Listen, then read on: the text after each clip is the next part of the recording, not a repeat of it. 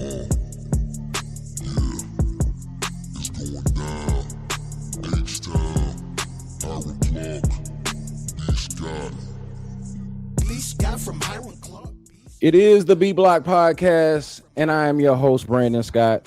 I appreciate you for joining me. If you have not already, make sure you are subscribed to the B-Block Podcast. You can do that on YouTube. I prefer you do that on YouTube. But you can also do it wherever it is that you get your podcast. I'm glad today to be joined by a special guest.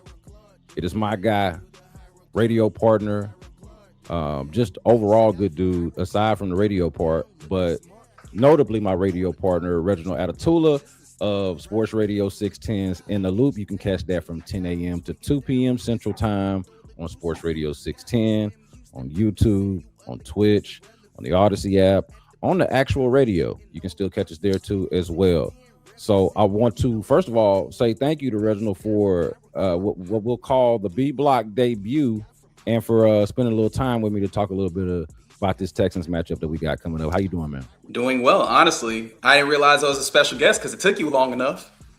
You know what I mean? Like, we've been around, you know. I had these shelves up for hella months now. I was ready. Hey, to be fair, it's not just you who's been missing in action on the podcast. It's been me too. Like it wasn't until, and you're still correct though, because it took long enough. Here we are in January. I didn't really get serious about this as a production, I would say, until about October or November of last year. So it still has taken some time, but the podcast and the YouTube page has been around a long time, but it was mostly just an outlet for me, almost like a video blog, if you will, a vlog, if you will. Okay, yeah. Almost like a diary or a place to get my stuff off when I wanted to. So it wasn't until recently where I actually really valued the guest in the way that I value him now. And so I think that's perfect timing for where we're at the station, where you are at the station, and where the Texans are, more importantly, where our subject matter is. It's a good time to be there at the flagship and just kind of in a position, not just the flagship, but just in the market in general, in a position to cover a team like this. And I'm curious what you think about that. Like where kind of I don't even know if crossroads is the right word, but just where this inflection point, this moment in time that Houston sports are in. You got a team that's got like a legitimate chance to win a Super Bowl just as much because of the field as it is the team. And I don't know if anybody's necessarily picking them to win the Super Bowl, but you understand the point. Then the Rockets are right there. The Astros kind of have a history and are not necessarily dead, just look like they're dying.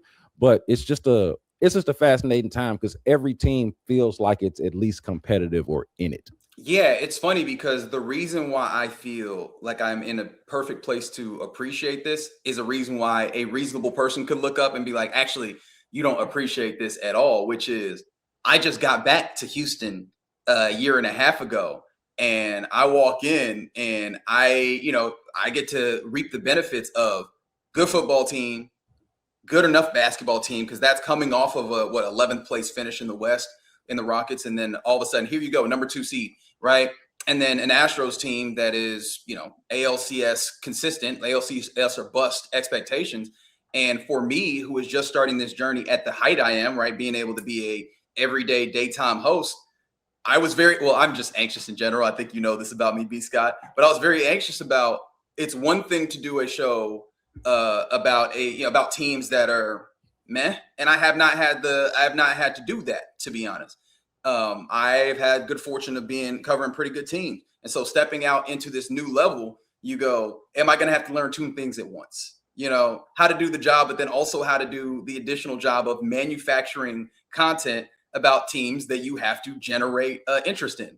Thankfully, I have not had to learn that lesson yet. I will at some point, God willing, which means that I stuck around for long enough. But hey, this has been really nice. And I can tell you that, especially because about week 5, week 6, week 7, I was looking around like, damn, I'm gonna have to learn something new. I'm gonna learn how to talk about teams when they're bad. But no, it really is an incredible place to be in, especially for a Houston area that you can still see the effects of being bad for a long time. There's still that, I don't trust them. I don't believe them, even with them being on a 9-game win streak, because they be doing this where they get your hopes up and then you go into the wild card round and divisional round and lose a football game, right? There's still the feeling of, all right, Rockets, that's cool, but like, when are we actually winning a championship without the man Hakeem Olajuwon in the middle, right? There's still that feeling of, oh man, the Astros, oh, that's fine and good, but are they going to be healthy? What's going to happen here? So you can see it. I can feel it in talking to the people every day. And so I appreciate, and I feel like you should appreciate, not you, B.Scott, but anybody listening, the fact that, nah, man, it's all good in the hood. Like, all you can ask for is a team that gives you a legitimate chance at hope. I'm talking to people that I have covered teams with. Full disclosure, I was in Dallas recently. Please don't hold that against me. I was there against my will. But, you know, I've got people that are covering the Dallas Mavericks, and I'm asking them, how's it go? And they're like, this is different, dog. You know what I mean? Like, they are having to find ways to flip stuff and make it shake for this to be of some level of interest, because there's genuine disdain for the team. We ain't got that. All we got hope. Like, we are debating what levels of hope we should have. Like, that is something nice, that you do not have to manufacture a reason to be hopeful about your sports team, because sports does not always give you that. Reg, I like you plenty, but even if I didn't, man, I wouldn't wish David Culley and Brandon Cooks' Texans on nobody. If I hated you, Reggie, I would not wish John Wall and Christian Woods Rockets on anybody, brother. The idea that you could call it Christian Woods Rockets is nasty business. Because that's what it was. Yeah. Truly. I'm not making it up. I was here. I couldn't make it. I actually couldn't make it up. I could have never thought it. So look, you come at the right time. You talked about anxiousness. I'm curious of your level of anxiousness for this Texans-Steelers matchup that's coming up. It's a really big one. As we know, the Texans have never won a road playoff game. They have never been to an AFC championship game. And so I know a big focus for them, or a goal for them, is one of them is something that they did not achieve this year. And that was to become a top seed, to be able to host the playoff games, not even have to worry about winning a road playoff game. In order to get to that elusive AFC championship game, they're going to have to start the run off with that elusive road playoff game. I'm curious about your level of anxiousness for the matchup, and then beyond that, the most important matchup headed into Texans and Steelers from your purview. I think that there has been quite a blessing for the Texans in that the matchup that you were given and the year that you were given has helped let you off the hook for not achieving those particular goals, right? Usually you need a separating factor in the playoffs because you have sorted out the wheat from the chaff, and the chaff is no longer in here, the chaff being the bad football teams, and all you got is good football teams. So what do you do against them? Thankfully, you look up and you go, ain't no boogeymen in this. So the idea of needing the separator of we got to be at home, it becomes less impactful. And then on top of that, maybe we can give you the good old start them off with the easy throw, or start them off with a layup or a free throw to get the shot going. And that is the Pittsburgh Steelers. If that speaks to my anxiety at all, I feel like you should get it. I don't have very much anxiety. In fact, I felt weird this week doing radio on Sports Radio 610 because my mind inherently looks for, okay, where is the scare? Where's the problem? Where's the thing to fix? And so I think people have heard me talking in a way where they go, oh, he worried about the Texans winning. No, I'm just looking for the places where it could be an issue, because this team is not above reproach. I think we know that going through 18 regular season weeks with them, 17 games. But they shouldn't have trouble with these Steelers, though. Like they are better, and I feel like we've done a lot of magnifying the things that they could do and the places where they could make some shape. To ultimately, it would take a bungling of this for the Texans to lose this. Is that possible? Absolutely. But it's always possible to bungle in the playoffs. That's why we do it. It's a single elimination tournament. If we were actually concerned with having the absolute best teams as the champions, we would finish it off at the end of the season and look at what they did. So with that being the case, the matchup that I think is most concerning with this one is the easy one that I think everybody will talk about, which is what happens if Aaron Rodgers turns back the clock and does that thing that he is wont to do, which is coming up with some magic and then sending you on your way. And I've heard people talk about this, the opportunity for deep shots. And that does exist. DK Metcalf is that type of dude, big, fast, and unwieldy for defenses to deal with. Alec Pierce has gotten his on you. Jackson Smith and Jigba has gotten his on you. The possibilities of those exist. The thing that allows this to not be an anxiety-inducing fact for me with this Texas team is You only get a handful of them. This Texans team, they are really good on defense, and that is an understatement. It is a superpower for them. They have one of, if not the best defensive units in the league. And so as much as a salary cap sport is going to make it so that you cannot be perfect, perfection does not exist in these sports. They are defensively really close to it. And the thing that I look at is their teams can maybe get them on deep shots, but you get like 3 of them, 3 shots a game, maybe 2 shots a game, maybe, right? If you're very lucky. How much do I believe that not only is Aaron Rodgers going to dial it up, not only is Aaron Rodgers going to be able to, hold the ball for 2.5 seconds without Danielle Hunter, Will Anderson Jr. going to tear his shit up. Sorry, I didn't ask if I could cuss or not. My bad. No, you definitely can. This is the B block. We can stretch out here, man. This is home. It's good. It's just good business to walk into somebody's at home and ask if you can wear your shoes. You know what I mean? Hey, and I also don't have no sponsors, no shit like that, man. We out here really just living. This is like being in the living room. So I will keep my shoes on then, metaphorically. But yeah, how much is Aaron Rodgers going to, 1, have the time and the protection, and then 2, also have the opening, and then they have that all match up with the moments where the infallibility of the Texans defense shows up. I think that you're asking for a solar eclipse for all those things to line up in a way that's going to sink the Houston Texans, as long as they do the thing that they've been doing all year and D'Amico Ryan has been preaching all year, which is don't bleep it up. Yeah, so it's interesting to me. The way I look at the matchup is funny because it's almost a little bit of, they're not exactly the same team, but they have a similar formula for winning, if that makes sense. And I honestly I think I mentioned this on the radio at some point this week. I don't think it was on with you guys. And we should mention, I'm on with Reggie on In the Loop every Friday from 11 to noon. Y'all should check that out in addition to checking them out in general throughout the week. But I think I said this earlier in the week on the drive, was like the Steelers are kind of just, to me, a lesser version of the Texans, but with a more famous and acclaimed quarterback, if that makes sense. Like that's how I kind of view the team. And so like that in and of itself makes it an interesting matchup. But in terms of like eliminating the bad teams, you mentioned that earlier. So can you do it against all just good teams? The thing that I would be confident is how they've played against good teams. Like if you just go down the line, like of course they lose their first few games of the season, and or they lose their first couple of games of the season. So yeah, they start off at 0-3. And like it's kind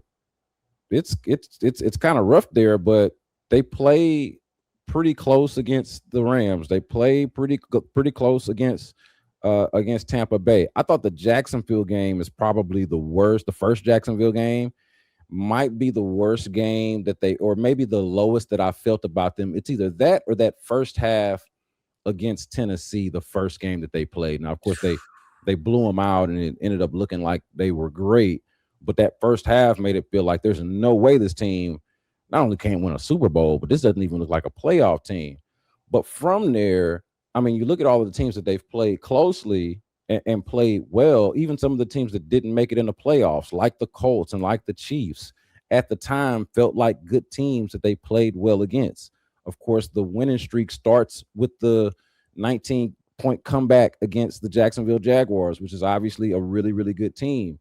And so, of course, they blew out the San Francisco 49ers, whose defense was beleaguered, to say the least. But at the same time, it's the San Francisco 49ers, and I can't act like I haven't seen them perform well despite injuries. Like that's kind of been one of the stories of this run, is how very rarely has it mattered how injured they are. They seem to just still be the same team no matter what. It's kind of a real testament to them. So, and D'Amico Ryan knows all about that.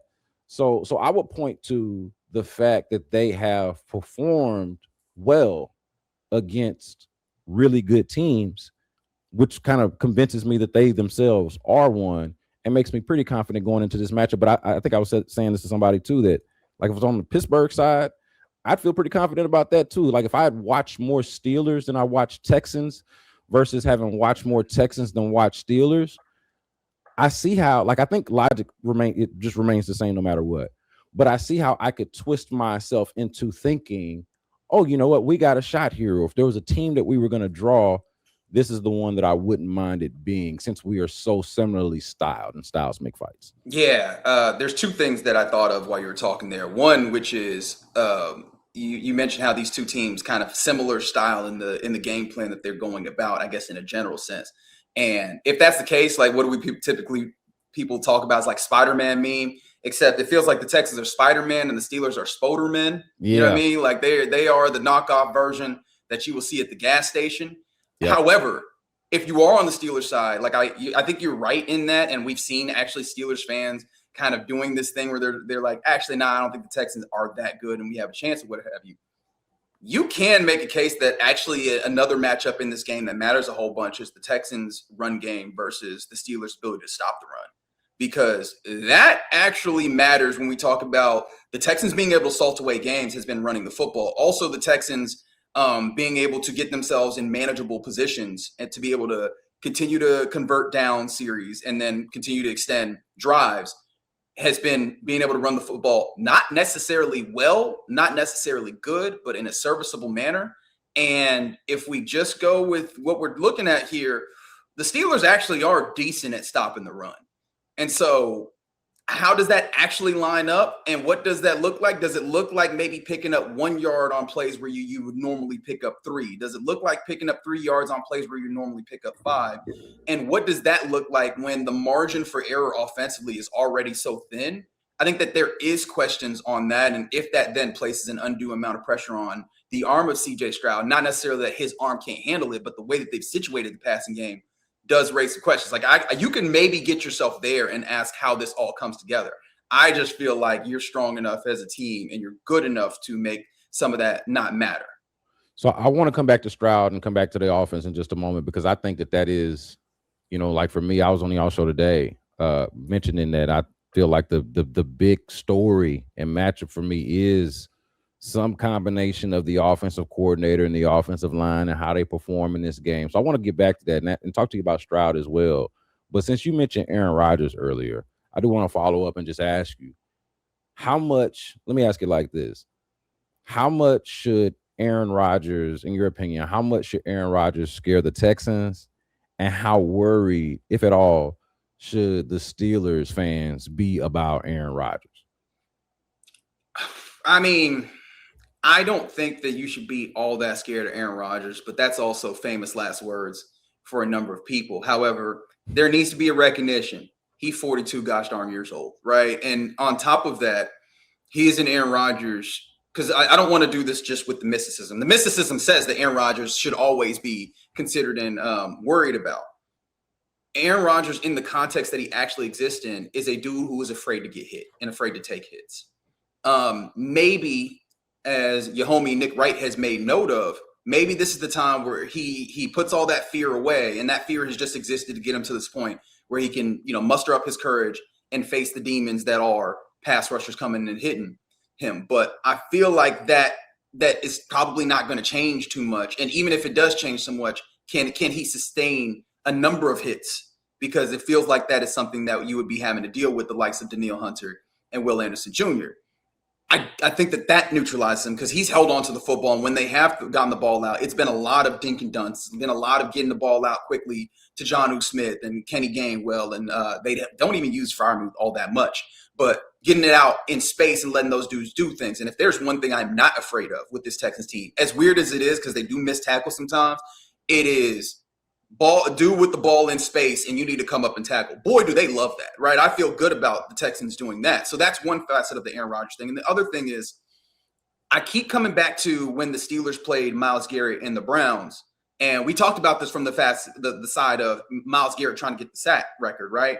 But they were either double teaming him or having the play go entirely away from him. Cool. That's something you do. What happens when there's 2 Myles Garretts? You mean, like, what happens when there's 2 of those? I'm interested to see how they go about that, because I feel like that would be necessary for you to get these shot plays off. These guys have done a good job of at least making the quarterback feel their presence, even if they don't actually hit the quarterback in those moments where it is true all-out pass rush. That's asking a lot. So, again, I just think that there's not going to be as many opportunities for him to go and do this. So, yeah, I don't think you should be that afraid of it. I'm interested when you ask how scared should the Steelers be of him. Like, what is the angle that we're taking here? Because it's literally the angle that you took, because okay, cool. So here's what I'm thinking. I'm like, well, the Texans should be scared only because of the mysticism that you talked about, and because like he can dial it up every now and then. Like if the game comes down to one or two plays, yeah, well, Aaron Rodgers is still capable of making one or two plays, right? So that's the part that I feel like should scare the Texans on their side. The part that should scare Steelers fans is literally everything that you just laid out. The old man who's scared to get hit, who, honestly is just, kind of a shell of himself, especially in comparison. And maybe that's not as fair because of how great he used to be. But man, I'm watching that game.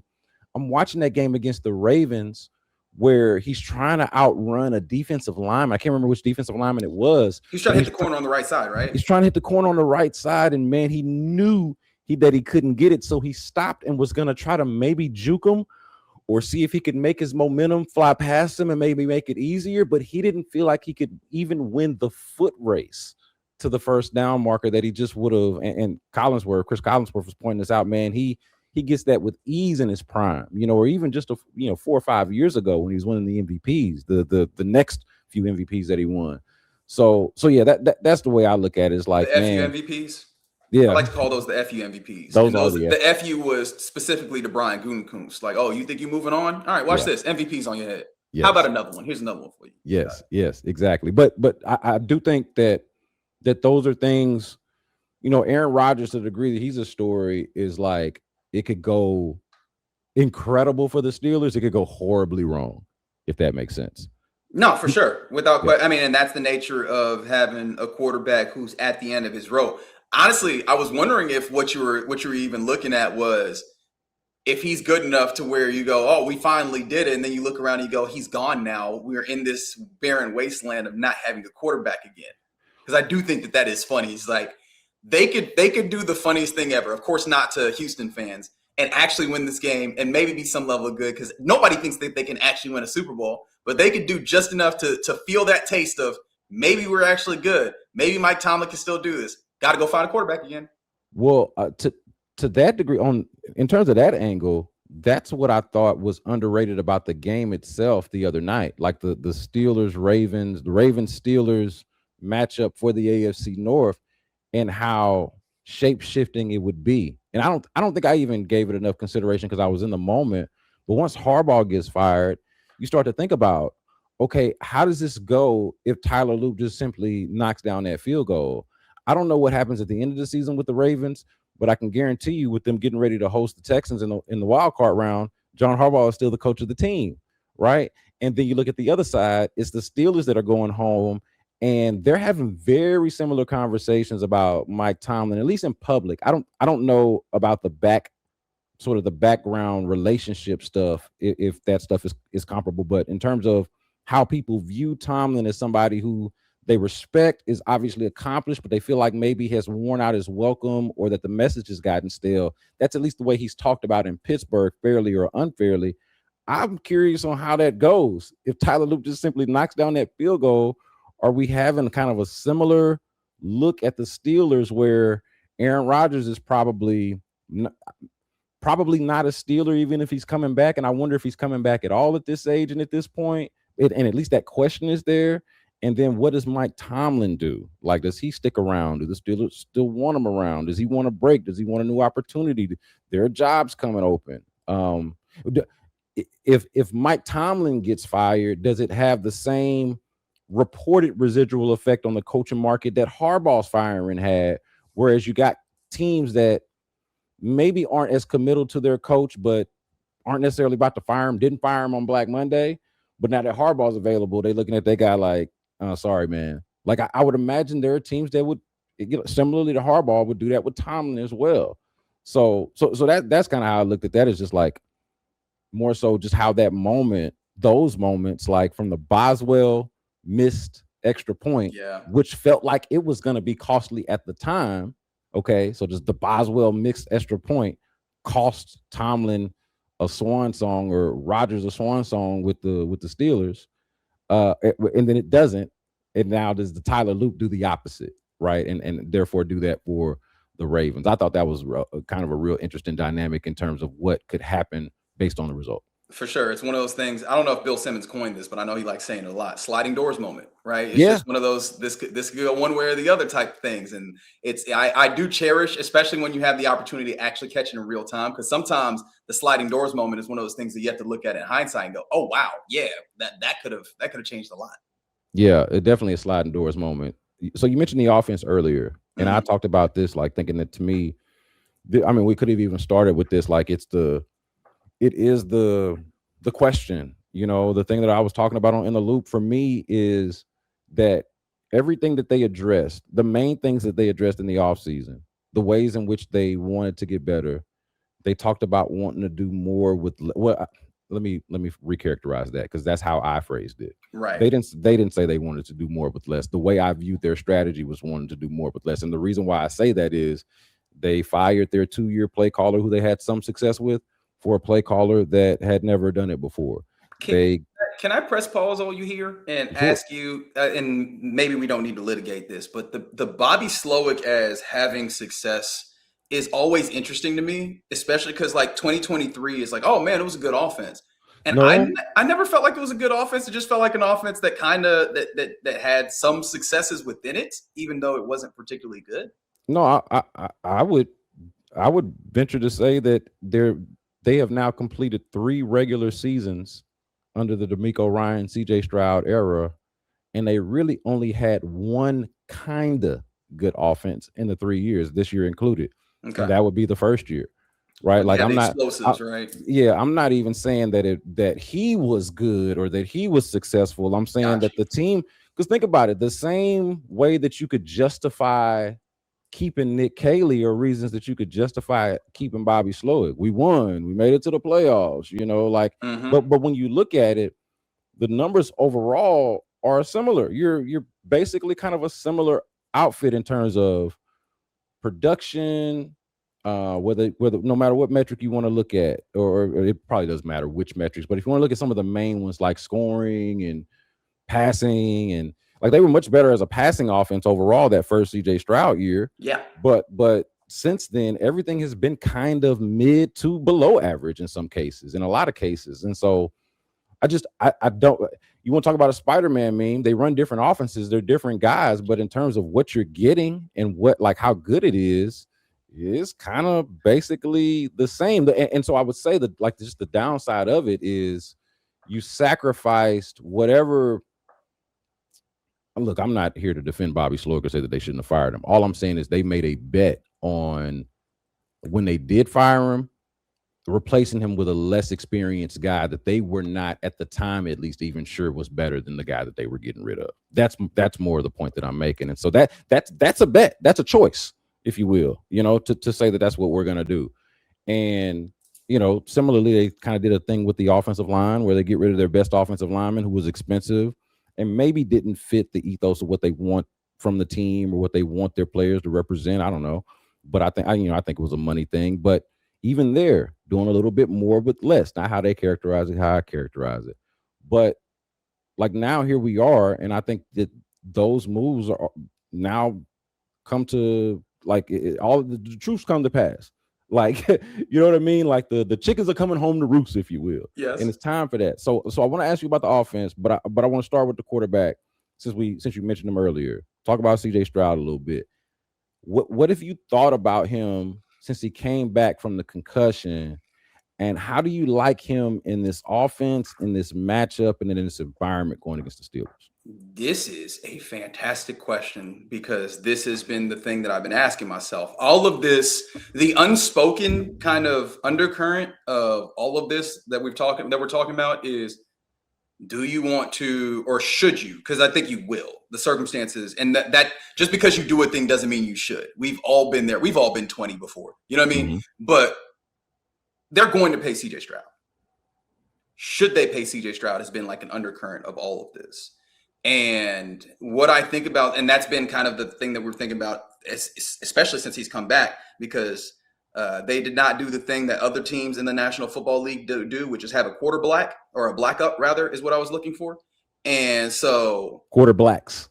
Yeah, you got to have a black up quarterback. Multiples. Yeah, if you got a quarter black, you got to have a black up. You know what I'm saying? And so, well, I mean, you don't have to, right? Davis Mills, very good backup in the league, and he did exactly what you needed him to do to get you to this point. The only thing is that created the conversations immediately in here. And I'm not trying to make it seem like everybody out here is racist, and that's the reason that these conversations came up. I think that you can reasonably get to this place. I can also think that you can unreasonably get to this place. That's because Aaron Rodgers. That's because that man over there white. Rich, they was out here talking about how Davis was better because CJ can't read a defense. Meanwhile, Davis was just out here throwing the ball to Nico immediately. Yes. It was you. You are now the person who gets a lot of my. I just found something and I just need to send it to somebody so I remember so I send you. I think I told you that. While people were talking about, CJ just throws to his first read, I was looking at first read percentages and I was like, something's not right because Davis Mills way higher. Yeah, which if it's gonna work, if your first read work, I mean, I'm not knocking it. I'm just saying, don't be out here twisting the narrative and getting all weird with it. That's right. And all of this is not to say anything about Davis himself or even CJ himself, but just how the dynamic and relationship between them, and not even their actual relationship, but just the perceived relationship between how they look. Change the way this happens. But no, all of this, in service of CJ Stroud, the last 5 weeks of the season was going to matter a lot. It was going to tell us some things. And I've been thinking about him a lot in the context of what they've asked him to do, which I think is fair. If you're going to judge somebody on how they're doing, you have to consider what they're being asked to do. And some of that also matters because how this system works with him, I think matters for how he embraced the system. It is very different from what the Bobby Slowick, Kyle Shanahan inspired offense is supposed to be. And I say inspired very loosely because it was basically just the basis of the Kyle Shanahan offense. But that is more of an explosive offense. That is an offense that allows you to take shots. And that feels a lot more what CJ Stroud is geared towards and what he likes to do versus this Nick Haley offense that absolutely passing-wise requires him to be excellent in his details as opposed to be excellent in the flamboyant, flashy portions of the sport. Mm-hmm. And you got to start by actually wanting to do that, right? You got to start by actually wanting to be. It's like they previously were shooting for baddies and 10s, and then it was like, actually, we need you to go with a nice, lovely 6 or 7 and just be happy with that. And you got to come in with the approach and the mindset that you're going to be happy with that, or you're never going to be happy, right? If you can't start with that mindset, you're going to self-sabotage. And so I think that we've seen him embrace that over time, and we've seen his ability to do that to some degree. I have been impressed because I actually, looking at this game, I'm so roundabout. I apologize. I was looking at the Steelers and their ability or their tendency to blitz the passer. And so I went and watched all CJ's snaps against blitz. And there's been things that he's done to manage really well. And there's also been things within there where you go, that's an inaccurate pass. Did not handle that particular situation well. And so I don't exactly know how I feel about him. In this offense, I think that when he buys in, he's capable of doing things well. But then you also find instances where the misses, like he's not detailed and not that he's not detailed, but he's not consistent enough in the details to elevate this offense from the way that they wanted to elevate it just yet. And how quickly does that come along? I don't know, because you're not going to have a playoff made out of Steelers. I think that that's one of the reasons why I'm comfortable right now. You got the Steelers on the other side of that. Does that look the same if it's the Jaguars on the other side, if it's the Bills on the other side? Well, the Bills, maybe, possibly, because their defense isn't that good. But yeah, the CJ element of this is, that he has the capabilities. You're starting to get year 3, and I understand the underlying thoughts in that are year 3 but year 1 of a new coordinator. He's had these changes, been constantly under assault, pressure-wise, all of those things alter it. But in year 3, it's less. I think it becomes less about what you're capable of and what you actually do. And so right now, I want to see how consistently he can do this. And now you're getting the pressure moments where how consistently can you do what you're asked of? Because he's had playoff moments, but he has not been asked to be detail oriented and perfect in this way compared to in the playoffs before. This is less. I would say this question is less relevant to the game and more so to the whole should you pay the quarterback question that you brought up a moment ago. Let me ask this. In terms of how you would rank this quarterback, how you would rank CJ Stroud among the other playoff quarterbacks. I look at the AFC And I'm like, man, you would like for him to at the very least be ranked above the guys that entered the league after he did, if that makes sense, right? The Drake Mays and Bo Nixes and like you would want, or either after or around the time that he did, right? Like you're okay with Josh Allen and even Aaron Rodgers. You might even put him in his own category because it's kind of weird to really compare because he obviously at 40 something years old can't be the same as these guys in their prime, but he is Aaron Rodgers still. Kind of almost put him to the side, but like Trevor Lawrence and Justin Herbert and Josh Allen, of course, he has a case for being the best in the league. Those guys feel like they're clearly ahead of him. Yeah. But then the part that's kind of like odd and disappointing a little bit is like, man, I think he's better than Bo Nix. I wouldn't trade him for Drake May, but I'm not sure that he's better than Drake May. Like after the season that he's having, and he's in the MVP conversation. CJ, even in his rookie year, wasn't necessarily in that. And then I look over at the other side, and I'm like, man, Caleb Williams is looking pretty nice. Brock Purdy is looking like more like the guy that they paid and less like Mr. Irrelevant. Jordan Love's over there. Matthew Stafford, who's probably going to win the MVPs over there. Jalen Hurts, who actually literally won the Super Bowl and Super Bowl MVP most recently, is over there. And then the only guy, and of course, Sam Darnold is over there. So like you can have that conversation, but I mean, Sam Darnold has quarterback back-to-back 14-win teams. You got to put some respect on his name. And then the only one that you really feel comfortable comparing them to after that is Bryce Young, and like nobody even feels like they're supposed to be here, So it's like, okay, and then they're always going to be compared. So I'm curious of how you view him in the NFL playoff quarterback pantheon. Is he somewhere in the middle? Is he somewhere toward the bottom? I feel comfortable saying that nobody really views him right now as being toward the top. He could change that narrative, by the way, with a playoff run. But I'm curious of where we feel like right now. He could. He's definitely somewhere in the middle. I think I like using the metric of tiers. Like I think tiers help you because sometimes, you'll be debating 7 or 8. In reality, it just depends on circumstance and context between them. It's just like they're in the same bucket there and you can get past that. Yeah, I think actually a couple of names that you mentioned rather are useful in this. You said Bo Nix, you said Brock Purdy, you said Bo Nix. I think also it's about the way that they're being asked, the things that they're being asked to do. Yeah. And there is like the context of the question of should you pay him all comes in with quarterbacks get paid so damn much, right? We all understand this. And so when you pay them a lot, it's a zero-sum game. You're not going to be able to use that money, as much money elsewhere. So they have to elevate some things. But what is the offense that you will be having him in? And can he elevate an offense in these different ways that you use him? And right now, I don't know that I've even been given enough data in what the offense is right now. Actually, how long do we feel like this offense has been the offense? And I ask that so to say, how long do we feel like this offense has been in a place where it is judgeable? Because I feel like the first 5 weeks, I don't even know that Nick Caley has this in a solidified place enough to where that offense is judgeable, at least in the context of being a real NFL offense, which it might be an indictment of the offense in and of itself, that it take you 5 weeks. And I feel like I can't even judge what this offense is. All of that question is there because how does CJ perform in this offense? Well, is this offense even one that is working right now for you to be able to judge him within, right? And then from him being within it, now is he elevating is a question that has to happen within the context of a working offense. And so all of this is to say, I don't even know that there's enough data and you're running out of time to make this decision. But you've seen instances of him being able to elevate, but it's very, very small. It's flashes in the pan.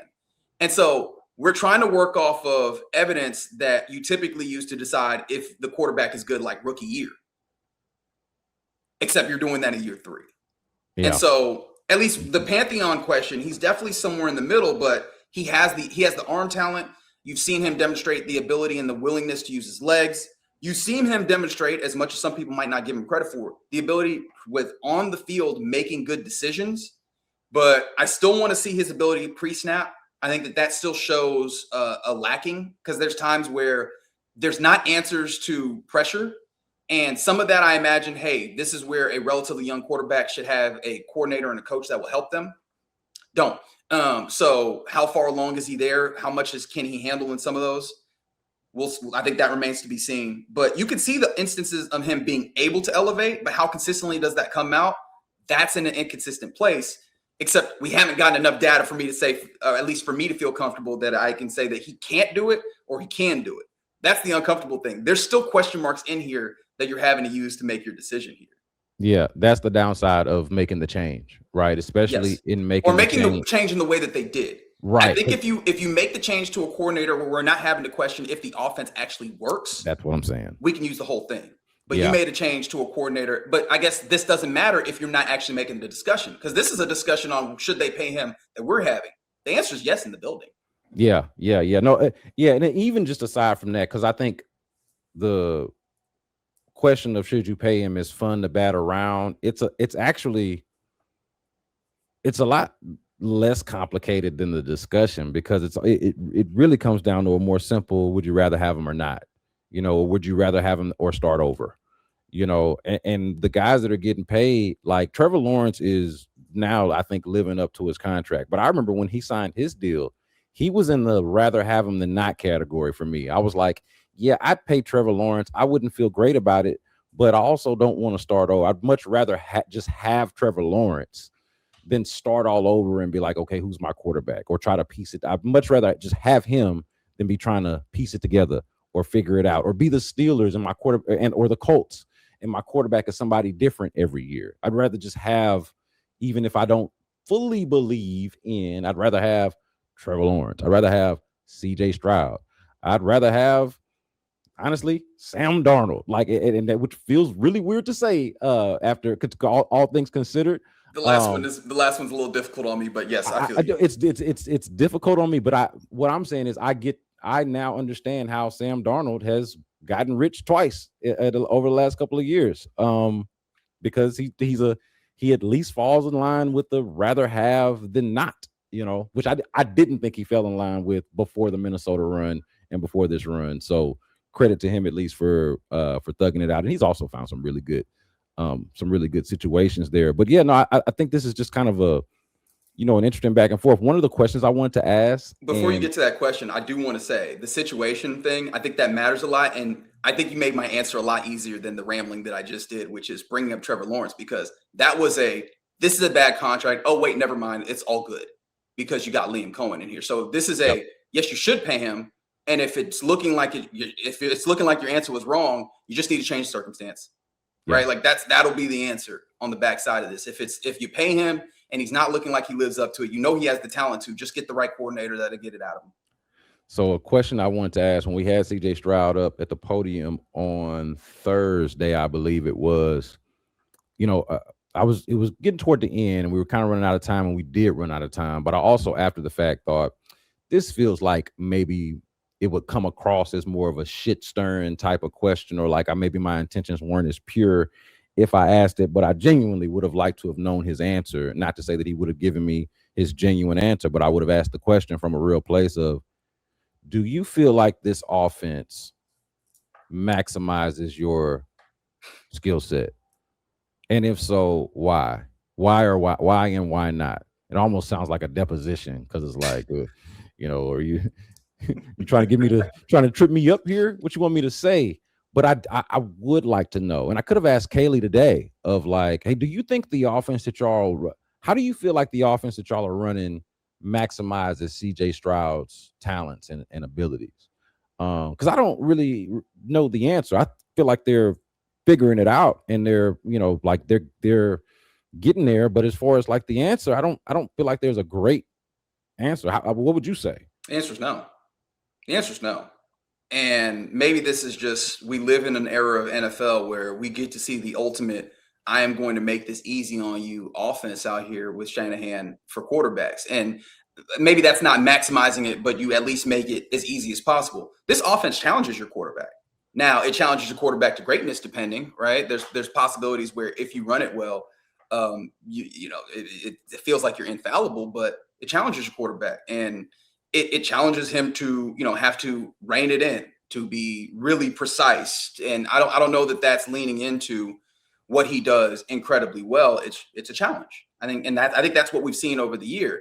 Is he capable of answering the challenge has been kind of the question, but it is a challenge to him. And I don't know if that's specifically, and I know that sounds crazy to me. Oh, well, you don't need to challenge him. That's not quite what I mean, but I don't know if this specifically like maximizes what he does, which feels like it's kind of antithetical to the way that Nick Caley talked all before the season, that he's coming in and trying to put in offense that, that maximizes the talents. But the quarterback, it feels very much like they are asking him to rein it in. And I think you can hear that in the way that he answered questions, the seeming disdain that he used when he used the phrase death by 1,000 cuts. Like, this does not fit naturally into what he does well, but he is capable of running it. I think that those are two different things. So if you're asking the question of, does this maximize his talents? Like, no. Like, he's a deep ball thrower. We can make it simple. He's a deep ball thrower. Where's the deep balls in here? Yeah. Right? Like, where does that exist? We can kill it off of that. My old ass about to say San Diego, the Chargers in Los Angeles, the start of that game. Like, how many of us were like, and a lot of that was based off of how those coverages dictated him. Yeah, they snuck him. They snuck him. They caught them lacking with their hands down, and they snuck them. Yeah. Cool. And so is that what they're waiting for? Like, is that what your deep shot game is limited to? Waiting on them to make colossal mistakes or for them to pick their poison, and then you decide to kind of hit them where it hurts at that point. So let me ask you. Does it take what they give you offense for a dude that wants to be aggressive? Yeah. Is this enough? When we talk about the defense being one of the better, if not, I think we would probably agree that it's the best defense in the league. It's certainly in the conversation. We talked about the offense and their struggles, them trying to figure things out within the context of how great the defense is, which I think we all would just agree is the identity of the team. And I think we all understand the landscape. They're not being a scary team, a boogeyman. I think we've both referred to it as that at various points. So given all of that, can the Texans just win a championship? Or can the Texans advance and expect to continue advancing just with this championship defense alone? And I don't mean truly alone. The offense obviously has to do its part, but like the way they've been doing it. Like, can they do it the way the offense has been, or does there have to be some kind of like sudden improvement that everybody's been asking for but hasn't necessarily really seen just yet? Is this enough? Expect no, because I think that would be absurd looking at the way that just the play and NFL is built. Can they do it? Sure. But you know what it requires? And it's a thing that we don't often talk enough about in organized sports at this level. They need a good amount of luck, but that's the nature of anybody, right? But you've built this to where it's a very narrow margin of victory playing the sport with the oblong-shaped ball. All it takes, and this is the frustration that I've had with the kind of governor that they've inherently built into this offense, is what happens if you need to get it out the mud? What happens if something bounces the wrong way? Do you have that gear? And the answer is no through 17 weeks of football, right? The idea that something is going to change, I have kept, because hope is nice to keep close to the vest. It's like a little Xanax that you pop whenever you get anxiety or something like that, but it's not real. Like, hope is not a plan that they're going to find a new magic, different level, different gear to click into. But the reason why I could say yes, they could, is because there was I don't know at what point in the last couple of months where I got on with the program that they could actually just win this out for real. There was a number of speed bumps where I was like, okay, eventually one of these things is going to sneak up and catch them. Didn't catch them, 9 straight. And so they have beaten me into submission on the idea that they could just keep winning like this, because they have, against all sorts of different challenges. They've just kept doing it. So do they have the luck of the draw to keep doing it? Sure. Because the game plan is sound in a vacuum. The problem is you don't play in a vacuum. So if you get the right luck and the different factors kind of lay out flatly for you, you've got a championship level defense. Your offense has enough things that, like, when they throw in breakers, they're actually a pretty decent offense. And if they can be fine running the football, they can make this work. But that takes away the possibility of, what if CJ isn't perfect on the, in the details in the way that they've asked him, and here comes a turnover and there's additional points, and now we're not playing to 17, we're playing to 23. What does that look like, right?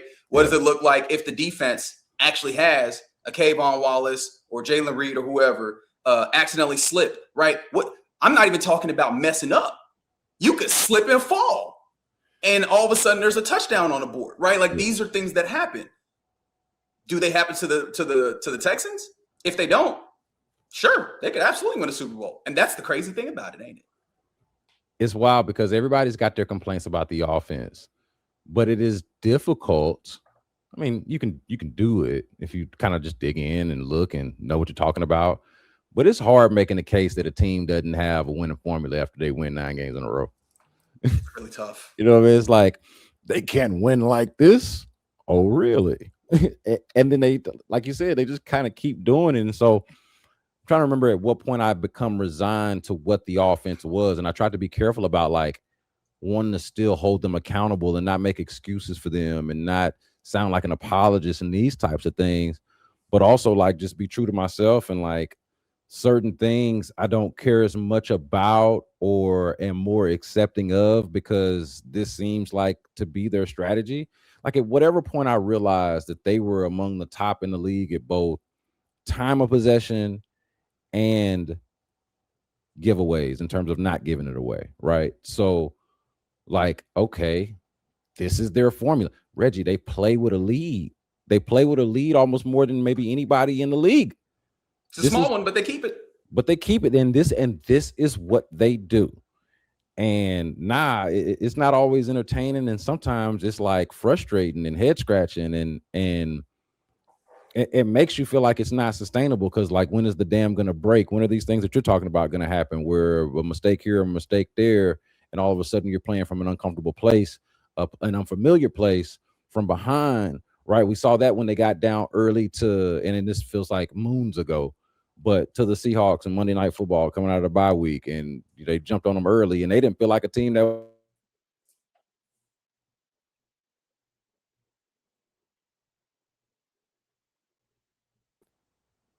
usually they play from ahead.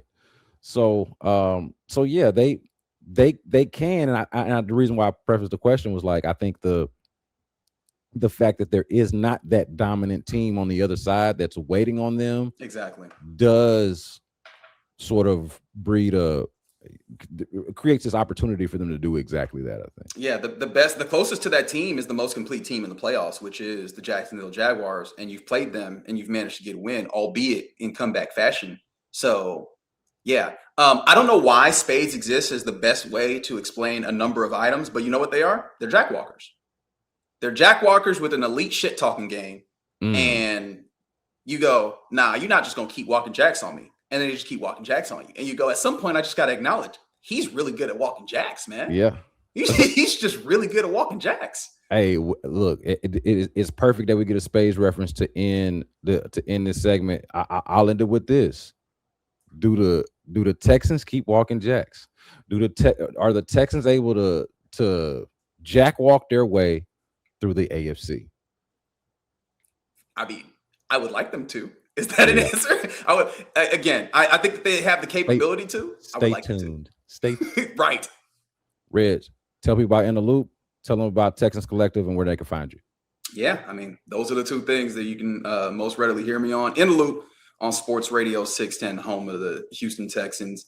10 a.m. to 2 p.m. I do the show with the OG John Lopez, Figgy Fig. B.Scott hops in on Fridays in what is the most fun and fast-paced hour, 11 a.m. to noon. We try and have fun with it, talk all sorts of sports, and of course, plenty of Texans, and hopefully a lot of good reactions to the Texans, and they keep jackwalking. That'd be great. And then after games, I'll jump on with the Texas Collective, myself, Landry Locker, Cody Stutes, and of course, Sean Pendergast. And we'll also take a very good look at the games and the Texans and everything around them as they continue to try and jackwalk to the Super Bowl. I kind of like this. I'm just going to make this a thing, just jackwalk. Jackwalking. That's Reginald Adetula. I am Brandon Scott. This is the B-Block Podcast. Make sure, again, you subscribe to the B-Block Podcast wherever it is that you get your podcast, and be sure to check us out on YouTube. We're going to be back. I'm going to have another one of our Sports Radio 610 teammates on with me as well, Seth Payne. So make sure you check that out.